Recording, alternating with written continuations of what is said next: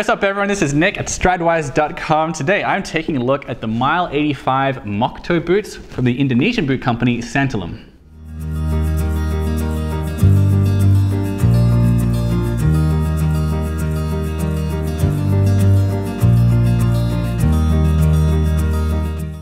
So Santalum was founded in 2010 by Laurentius Mahendrio, who I've actually interviewed before on my blog. You can check that out in the link below. And they are based in the West Javan capital of Bandung, which is like Asia's unofficial headquarters for nice boots. A lot of people are surprised to learn that Indonesia is such a hotbed of boot activity. There's a lot of pretty well-liked brands there. There's Texture, there's Junked, there's Winston, there's Segara, which I've actually reviewed before. You can check that out here.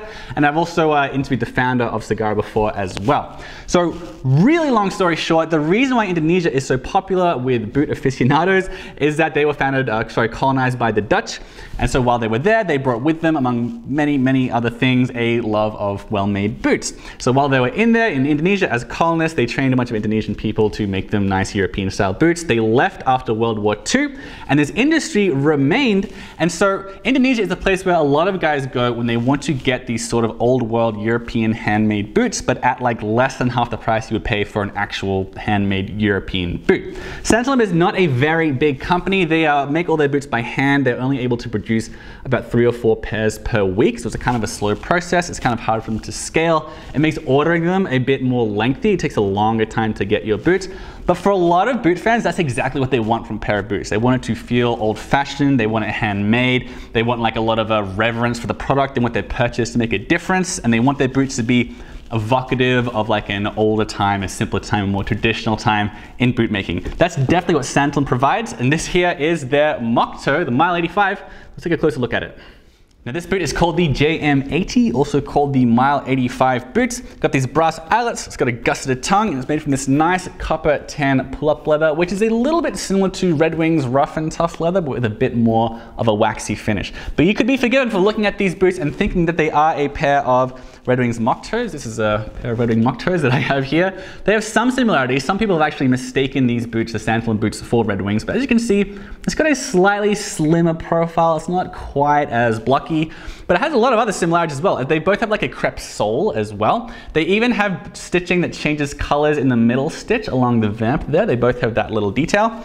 But you know, there are some other pretty big differences. The stitching along the mock toe is a lot more conspicuous, and this has a Norwegian welt, which is pretty unusual. It's not quite exactly the same as a normal Goodyear welt or a Storm welt. It's a very old-timey method of making your boots really water resistant. So again, this is a boot, and this is a company that makes these boots that really are sort of evocative of like an old world adventurous Indiana Jones sort of look. So it's pretty fun to wear these around town, but let's get a closer look at this leather.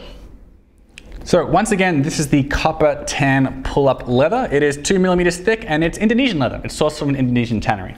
Santalum does make a lot of boots with Horween leather, but this is Indonesian leather. The boot is handmade, the leather is hand cut, and Santalum themselves wax the leather before cutting it, so the surface is a little bit waxier than some other pull-up leathers out there. So generally speaking, pull-up leather is quite moist. It's full of oils and fats, and it results in something that is both pretty strong and pretty stretchy. Just like a leather that can take a beating and doesn't need much babying. Pull-up generally doesn't need a lot of conditioning because it's so moist, and it just has quite a rugged feel to it, which is why Red Wing's pull-up leather is called rough and tough. This has scratched and aged just a little bit as I've been wearing them around Brooklyn. But this kind of leather and this kind of boot I think are a good match just because they both confer this air of adventure. So honestly, I'm hoping they get more scratches as time goes on. I think scratches work really well with this aesthetic, although it does have just a little bit of loose grain on it, which some people might not like, but I'm honestly not that bothered with this boot, especially at this price point. Pull-up leather is it's usually aniline dyed in the drum to produce a pretty nice depth of color, which I think this leather has. It has a nice look to it. It looks great in the sunlight.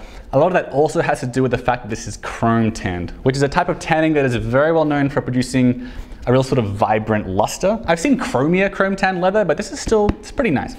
Now, as for taking care of this leather, I don't really have a lot to say because, as I mentioned, this leather is pretty tough. It can take care of itself. When I spoke to Santalum, they recommended you use Venetian shoe cream, it's like very, very popular leather conditioner. It's made of a bunch of different waxes. They don't tell you exactly what's in it because they don't want anyone stealing their recipe, but it's a bunch of different kinds of waxes. Some are for shine, some are for preserving, some are for moisturizing, and so on. It does, however, contain petroleum, which some people don't like. I don't think it's an issue, but if you want an all-natural product, you can use Sophia's Renovator, which is a pretty similar product and their biggest competitor, and a lot of people use that when they want all-natural products on their boots. And actually, Segara, the other Indonesian company, they recommend using Sophia on their products as well. Those are two things to keep in mind. One more thing to mention, use a horsehair brush to brush these down when they get dusty and dirty. The longer dirt and muck is left on your boots, the more likely it is to, I don't know if eat away at the leather is the right word, but it can over time decrease the quality of the leather quicker than it should be decreasing. So you want to keep these relatively clean and free from dust after you've had a long day of wearing them hard. But in Santalum's own words, they said, wear them hard. That's how boots are meant to be. That's what they told me, and it's a good philosophy. These are boots for beating up and taking out, and they get more pretty as they get more ugly, if that makes sense. So don't worry too much about babying this leather. All right, so the sole. This outsole is called Dr. Sole's Wedge Sole. Dr. Sole's a Taiwan-based company. They're actually cobblers who have their own factory. Company's run by a couple of guys called Lin and Jordan, and they're one of the few cobblers that focus like just on soles. They specialize in soles. This wedge sole's official name is Dr. Sole's number 3060 Cushion Sportsman. It is quite dirty. That's because I wear my boots before I review them. I think that's really, really important. I believe this sole is made from crepe, like Red Wing's mock toe is also crepe. It's just a crude form of natural rubber that's usually obtained when coagulated latex is passed through heavy rolls called crepes. And there are a lot of different types of crepe, or like different sort of levels of crepe, I guess you could say. Clark's Desert Boot, which is very cheap, has a crepe sole that is insanely flimsy. Red Wings is pretty tough. Dr. Sole seems to be somewhere in the middle. This sole is made with an expanded rubber that's made by blowing air into it that makes it a bit more spongy than Red Wing sole, but it's still like way harder and hardier than Clark's. After the outsole, there's a leather midsole and a steel shank, and this handmade Norwegian welt, which is pretty unusual. A lot of folks say Norwegian welts and storm welts are like very, very similar. Some people say they're quite different. Some people say storm welts are a type of Norwegian welt. Others say they're not. I don't want to get into all the infighting in welt world. What I will point out about this Norwegian welt is that it's much more pronounced than a storm welt. See, it's got like 2 rows of stitching around most of the boot, which again makes you kind of think of like rows of shark teeth. One is the stitch holding the upper, midsole, and outsole together. The other is keeping the upper and the insole together. The main thing to know about Norwegian welts is that it's kind of an old world way of making hiking boots, like boots that are really designed to withstand mud and water. Originally, Norwegian welts were for like, you know, adventurers and explorers, outdoorsmen, 19th century Indiana Jones types running around former colonies, things like that. So I think the Norwegian welt really kind of emphasizes this whole ethos of Santalum and a lot of Indonesian boot makers as not like a relic of the old world, but as a company that is steeped in old world boot making traditions, which a lot of people really like. So when it comes to picking your size, these run a little bit large. So I'm like an 11.75 on a Brannock device. These are a size 11. They primarily use European sizes. They call these a 44.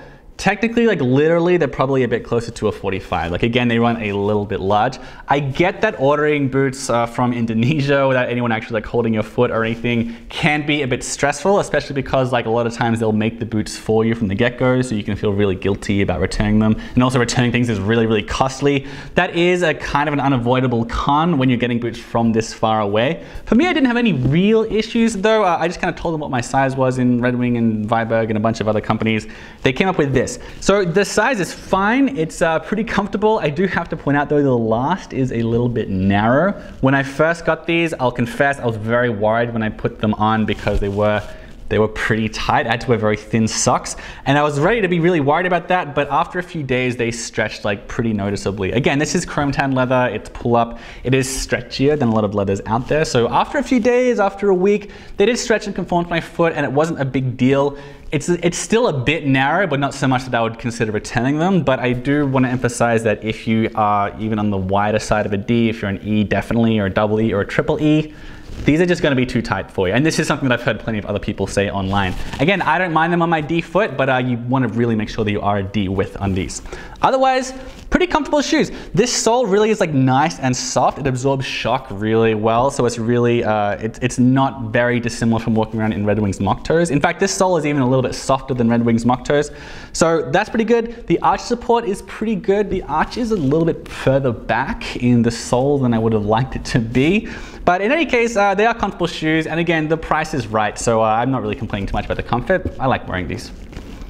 Now, as for the price, these handmade boots cost just $200, which is very impressive, and of course, it's the big reason why everyone likes Indonesian brands. Very inexpensive for pretty nice handmade boots. The downside is the shipping is like $50 to $70, which is obviously a pretty big percentage of the original boots price. That can be a bit frustrating, but if you just like forget about that and just think of these boots as costing $250-ish, it's still a very, very good deal. Now, as far as the ordering process goes, there are plenty of people out there who have concerns about the ordering process because everything's really just done by email. Santalum usually does not have a website. Like sometimes it's up, sometimes it's down. Usually it's down. You have to buy them through a third-party provider that sells their shoes. The range they have on that website often changes. Sometimes boots are available, sometimes they aren't. Long story short, you just have to like write directly to them, ask what they have available, what they can make you, and the whole process kind of goes like that.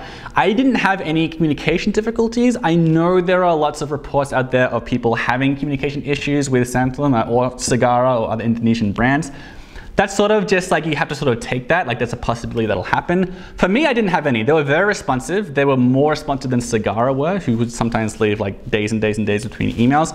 So my experience was pretty positive. I'm aware that's not the case with everyone. And of course I do run a boot blog, so they're probably like trying extra hard with me, like I acknowledge that. But I didn't really have any issues with the communication. The whole thing went pretty smoothly. And from ordering them to having them actually arrive at my doorstep, it was about 2 months, maybe a little bit more than 2 months, which is not that much longer than when you get a boot from like White's or a company that makes boots for you. And it's a lot less time than I had to wait for Segara to make me boots. So I didn't hate the wait time that much because again, they're very inexpensive shoes.